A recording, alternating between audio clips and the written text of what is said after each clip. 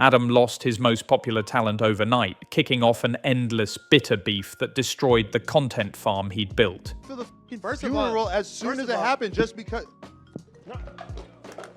He had zero boundaries, giving his hosts 4 million subscribers and complete control, a move he later claimed was actively costing him money.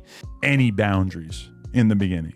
It was just like, here's a table, here's these cameras, here's these 4 million subscribers, do whatever the you guys want. He was already losing control of his business, but the real descent into chaos started with his personal life. Right after getting married, his wife Lena announced she would be doing an adult film with a known porn star. Adam didn't retreat, he doubled down, rebranding himself as the king of all cucks. I predicted this arc would cause permanent damage, and I was right.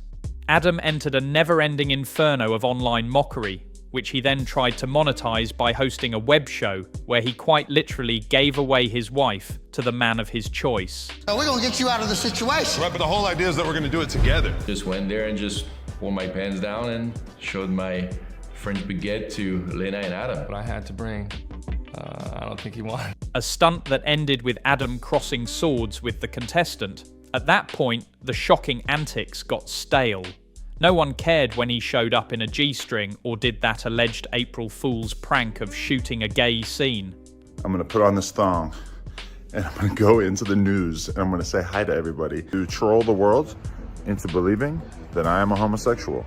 The content wasn't working, and that's when the desperation truly kicked in. Adam, who once claimed he was dead set against the crypto world, turned around and promoted an alleged rug pull called Coin. I reached out. I said, hey, you shouldn't run a coin. It's lame, and you're gonna scam or get scammed. Then Adam22 says, how else am I gonna afford all this galaxy gas? When questioned by CoffeeZilla on why he was scamming his own fans, Adam's unapologetic reply was, how else am I going to afford all this galaxy gas?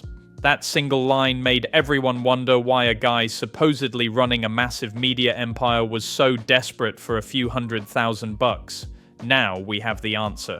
Around a month later, the walls came crashing down. Multiple No Jumper podcast hosts and associates were detained in a massive, large-scale gang sweep. Even Adam himself had contact with the feds, making the unbelievable claim, I made it 41 years into this life before I had involvement with federal agents. The digital drama had turned into a terrifying real-world criminal crisis. I made it 41 years into this life before I had involvement, conversation with federal agents. But that wasn't the full picture of the financial bloodbath.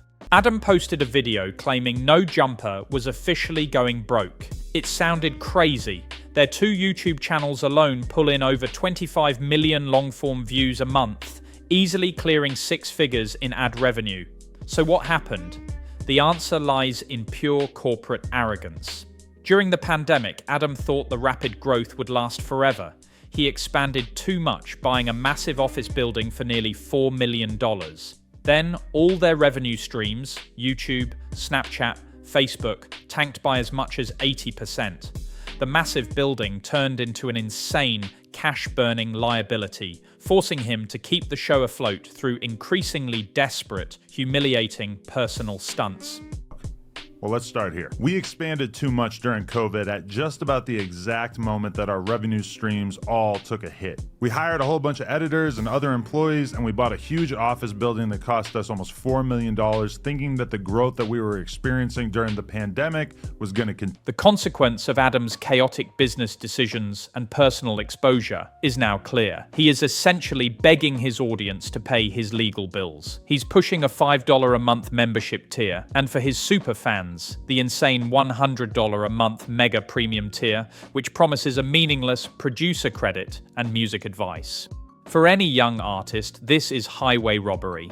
So, is No Jumper broke, or is Adam strategically moving assets to avoid a financial hit from the lawsuits and the disastrous expansion? Considering the man's history of shocking desperation and aggressive monetization, there's a real possibility that this bankruptcy claim is just another calculated move in the most chaotic downfall YouTube has ever seen.